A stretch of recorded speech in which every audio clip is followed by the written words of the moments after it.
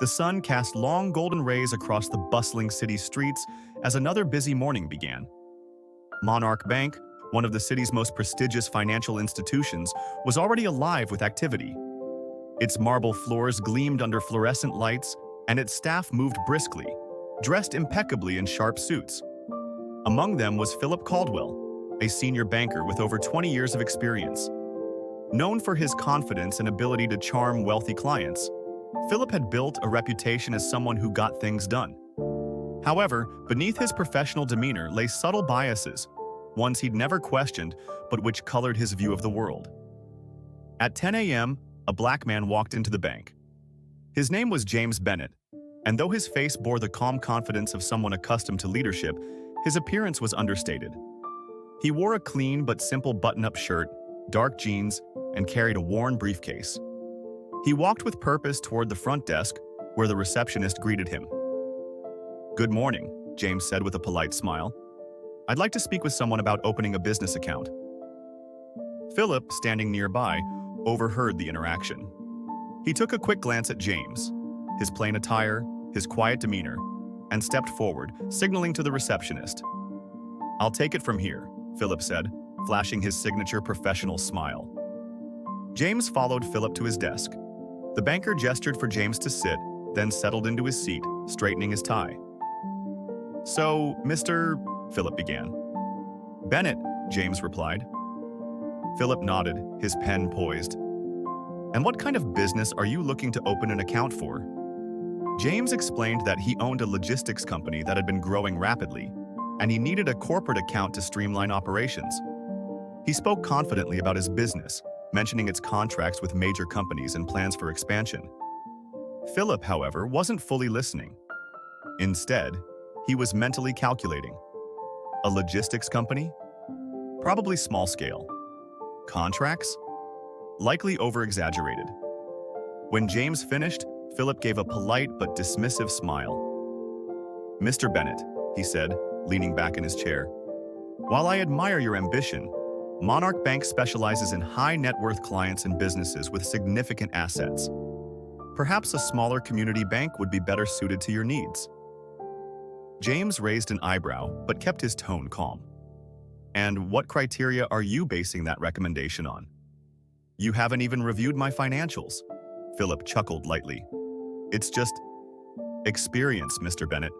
I've seen a lot of cases like this. Trust me, I'm saving you time." James nodded slowly, his expression unreadable. "I see. Well, thank you for your time, Mr. Caldwell." He stood, shook Philip's hand, and left the bank without another word.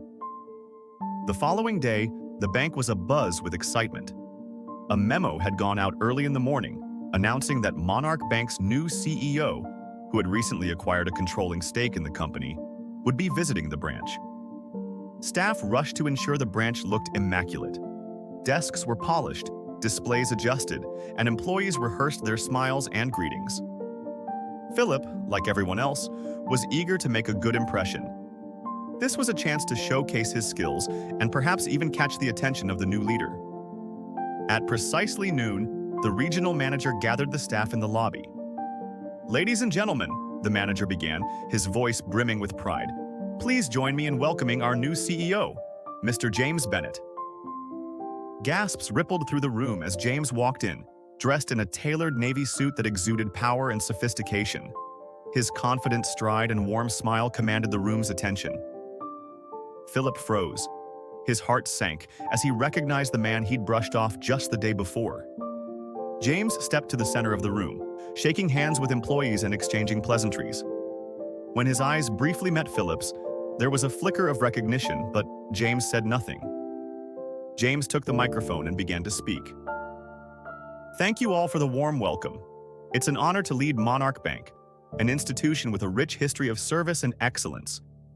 But let me tell you this, our history is only as good as the future we build together. And that future must be one of fairness, inclusivity, and respect for every client who walks through these doors." His words were measured, yet carried a weight that settled heavily on Philip. He felt a wave of shame as he realized James was likely addressing the very behavior he had displayed. At Monarch Bank, every client deserves to feel valued, James continued. It doesn't matter where they come from, what they look like, or what they're wearing when they walk in. What matters is the potential they bring and the opportunities we create together. After the address, James mingled with the staff. When he approached Philip, the banker felt his palms grow clammy. "Mr. Caldwell, isn't it?" James said with a small smile. Philip nodded, his voice shaky. "Yes, sir.